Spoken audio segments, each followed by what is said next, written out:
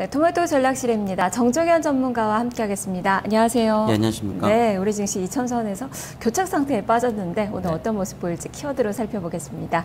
자, 오늘 장을 움직일 수 있는 체크 포인트 3가지 화면을 통해서 알아보겠습니다. 하나, 달러화 가치와 외국인 매수 약화. 둘, 미증시 일시적 하락과 3분기 마무리. 셋, 1970전 내외 조정과 연기금. 자, 이렇게 3가지 체크포인트 중에서 먼저 첫 번째, 달러화 가치와 외국인 매수 약화에 대해서 짚어보도록 하겠습니다.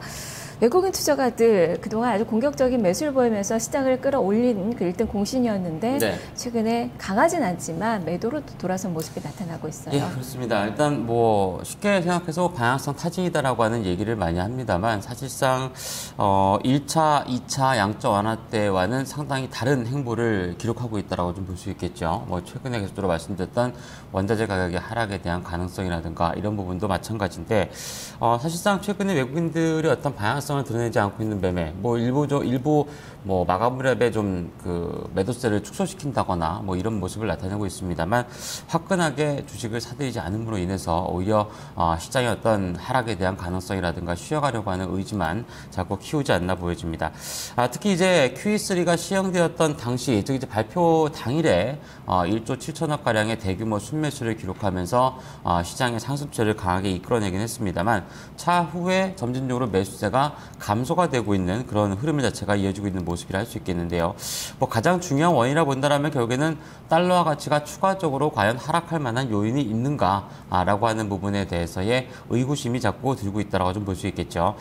특히 이제 뭐 달러 인덱스도 마찬가지지만 유로화 대비로 본다고 해도 최근에 한 1.3달러대까지 상승폭을 확대시킨 이후 오히려 이 뭐 기술적으로 저항이긴 하지만 여러 가지 상황과 맞물리면서 추가적으로 달러화 약세를 이끌어내지 못하고 있는 그런 국면이 이어지고 있습니다. 원자재 가격의 하락이라고 하는 부분도 있고 또한 이제 단계적으로 스페인을 비롯한 유로존 쪽에서의 어떤 불확실성에 대해서 아직까지도 해결의 가닥을 화끈하게 찾지 못하고 있는 그런 국면이라는 점도 제어가 되고 있지 않나라 좀 보여지는데 그만큼 상승을 제한할 수 있을 만한 요인들이 많다라는 것도 결국에는 증시가 자유롭게 움직이지 못하고 있는 주 원인이라고 좀 볼 수 있겠습니다.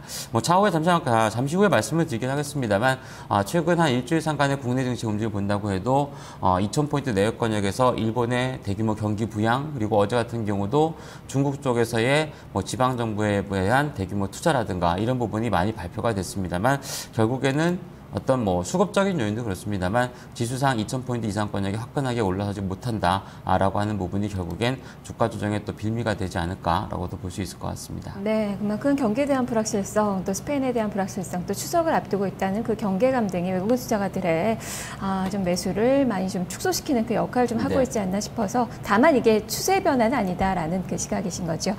알겠습니다. 다음 체크 포인트를 알아보겠습니다.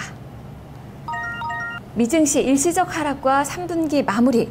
어제 미증시가 좀 많이 떨어졌습니다. 이틀째 하락을 보여주고 있는데 네, 이대로 좀 마무리를 하는 건지 좀 설명을 해주세요. 네, 뭐 사실 저도 어제 뭐 한 1시 가량에 잠을 들었는데 뭐 잠들기 전까지만 해도 뭐 무난하게 나오지 않을까 싶었습니다만 아침에 이제 미증시 마무리 보면서 뭐 충격은 아니고요. 살짝 좀 놀라긴 했습니다.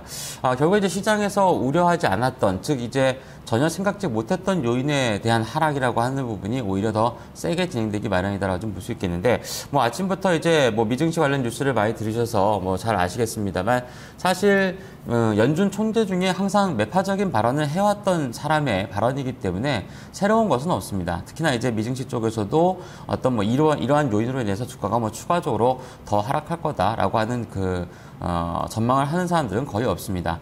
특히나 이제 뭐 양적 완화 정책에 대해서 다소 비관적인 의견을 내놓는다고 해가지고 당초 연준이 추진했던 정책이 그러면 뭐 바뀔 것이냐? 뭐 전혀 그렇진 않죠. 그렇기 때문에 정책이 바뀌지 않는데 비판적인 시각이 나왔다라고 하는 것은 결국엔 자꾸 뭐 우리나라도 그렇습니다만 글로벌 증시가 현 위치대에서 즉 양적 완화 정책이 실시된 이후에 정체 국면을 보이면서 자꾸 의구심이 들고 과연 이걸로 경기가 회복될 수 있을 것이냐라고 하는 부분에 대해서의 어떤 경계 심리가 있었는데 거기에 발맞춰서 다소 비판적인 시각이 불거지면서 주가가 하락했다라고도 볼 수 있을 것 같습니다.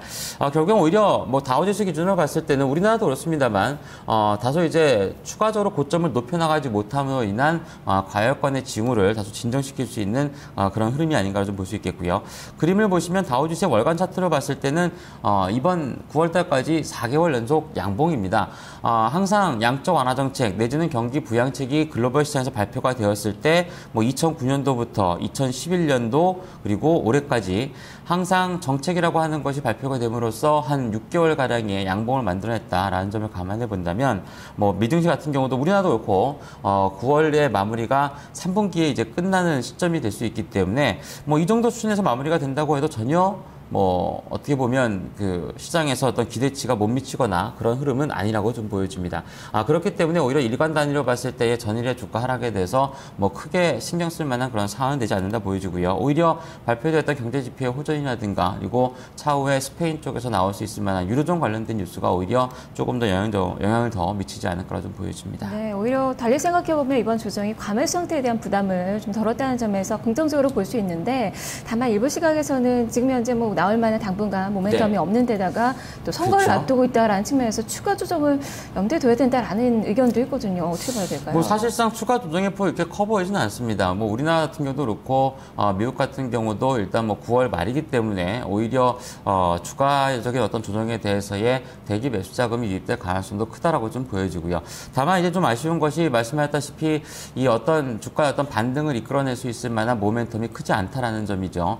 당분간은 일단 뭐 유로존에 관련되어 있는 어떤 스페인 쪽에서의 구제금융이 확정이 되면은 사실상 어느 정도 반등에 대한 가능성이 좀 높게 형성이 될 가능성이 높은데 글쎄요. 다음 달 월 초에 있을 미국의 실업률 자체가 이전 달이라든가 그 전보다 크게 개선세를 보이거나 아니면은 뭐 일부 오히려 좀 더 추가적으로 악화될 가능성은 크지 않지만 시장의 주가가 좀 많이 올라왔고 기대치가 높아진 만큼 어느 정도 회복하는 그런 모습을 보여줘야 아마도 시장이 좀 만족하지 않을까 보여지기 때문에 뭐 다음 주 주간 동향에 있어서는 결국에는 경제 지표에 대한 중요도가 조금 더 높아지지 않을까 좀 보여집니다. 네, 확인 과정이 조금 더 필요해 보이네요. 자, 다음 체크 포인트 알아보겠습니다. 1970선 내외 조정과 연기금, 지수의 조정을 1970선 정도로 예상을 하시나 본데요. 연기금 쪽에서의 그 방어력을 많이 좀 기대를 해봐야 될까요? 네, 일단 뭐 주간 단위의 전략에 있어서도 월요일장에서 말씀드렸다시피 사실상 올라가는 자리에서의 추격 매수가 쉽지가 않고 그리고 결국엔 뭐 스페인과 관련되어 있는 부분에 대해서의 어느 정도 이슈가 좀 해소가 돼야 불확실성이 해소가 돼야 주가가 오를 수밖에 없는 그런 구간이다라고 좀 보여지는데 일단 이러한 때의 미증시의 조정이다라고 하는 부분을 본다라면은 결국에 예상이 되었던 1970에서 1950선 내역권역의 조정 가능성을 열어두고 보시는 것이 좋을 것으로 판단이 됩니다. 뭐 당장 오늘 장에 1950 라인 때까지 달려 내려가거나 뭐 그러진 않을 것으로 보여지긴 하지만 뭐 대체적으로 1970 라인 때 즉 그제 시장에서의 장중 저점이 1978포인트권역인데요. 아마도 전 저점을 하향 이탈하는 흐름이 나타난다라면은 뭐 결국에는 추가적인 조정 자체가 1950선 내역권역까지 이어질 가능성이 크다라고 좀 보여집니다. 한간에서 일단 연기금의 매수로 인해서 뭐 주가가 덜 떨어질 것이다라고 하는 얘기가 많이 나오고 있습니다만 사실상 연기금이 최근에 주식시장에서 주식을 좀 많이 사들였죠. 뭐 하지만 그것은 어느 정도 방어력만 키우는 것이지 연기금 매수로 주가가 추가적으로 오르거나 추세를 형성했던 경우는 거의 없습니다. 오히려 이제 그러한 매수세로 인해서 어느 정도 지점에서의 주가가 방어가 되는지를 중요하게 보시는 것이 판단이 되고요. 결국에 이제 뭐 미증시의 어떤 뭐 조정이라든가 이런 부분도 그렇습니다만 뭐 결국에 현안은 가장 중요했던 유로존 관련된 뉴스라든가 이런 부분에 대해서 어느 정도 반등에 대한 폭이라든가 결정될 가능성이 높지 않나라고 좀 보여지는데 주 후반으로 가면서 다음 주 우리나라는 징검다리 휴장 자체가 3, 4일간 이어질 수 있다는 점을 감안해 본다면 다소 탄력이 좀 상승폭을 나타낸다고 해도 탄력이 좀 둔화될 수밖에 없는 그런 구간이기 때문에 다소는 좀 보수적인 관점에서 대응을 해 나가시기 바랍니다. 네, 연기금이 이틀째 지금 1,500억 이상의 매수를 보여주고 있지만 역시 시장을 끌어올리는 주체는 아니다라는 점을 좀 살펴봐야 되겠네요. 자, 이렇게 체크 포인트들을 살펴봤는데 그렇다면 전략을 들어볼까요? 롱숏 전략에 어떤 기준이 필요할까요? 네, 일단 뭐 단기적인 조정은 비중 확대 구간으로 보시는 게 좋습니다. 뭐 최근에 전략을 말씀드리면서 비중 확대라고 하는 부분은 오늘 처음 말씀드린 것 같은데 결국에는 주가가 올라가는 구간에서는 계속적으로 차익 실현 관점을 그리고 추가적으로 조정권역의 움직임에 있어서는 조금 비중을 늘려나갈 수 있는 기회를 잡아가시는 게 더 좋다라고 좀 보여집니다.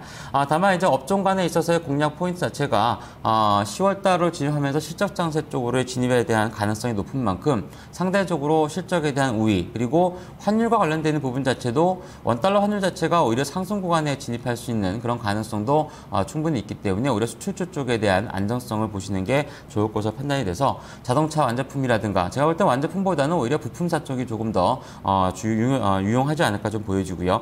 몇몇 IT 관련 종목군들도 실적에 대한 안정성이 좀 높을 수 있기 때문에 고려를 해서 공략을 하시는 게 좋을 것으로 판단이 되고요. 주가가 일단 1970이든지 50이든지 떨어지고 나면 결국에 2000포인트권역이 단기 저항 역할을 해줄 가능성이 상당 부분 높아집니다. 그렇기 때문에 뭐 차후에 2000포인트 내외권역의 반등이라면은 오히려 또 비중 자체를 줄여나갈 수 있는 기회로 삼아가시는 게 좋을 것으로 판단이 되고요. 전일 비교적 큰 폭의 하락률을 기록했던 코스닥 시장 쪽에서의 기관 매물은 추가적으로 점증할 가능성이 굉장히 높습니다. 그렇기 때문에 단기적으로 어떤 뭐 정책적인 테마라든가 그리고 실적을 뭐 끌어안고 올랐던 업종이라든가 이런 부분이라면 뭐 상관이 없겠습니다만 그렇지 않고 시장의 분위기에 휩쓸려 올랐던 종목군이라면은 고점 쪽에서 조정 국면이 당분간 조금 더 이어질 가능성이 높은 그런 시점이니까 가급적이면 현금화 관점에서 대응하시는 게 좋을 것 같습니다. 예.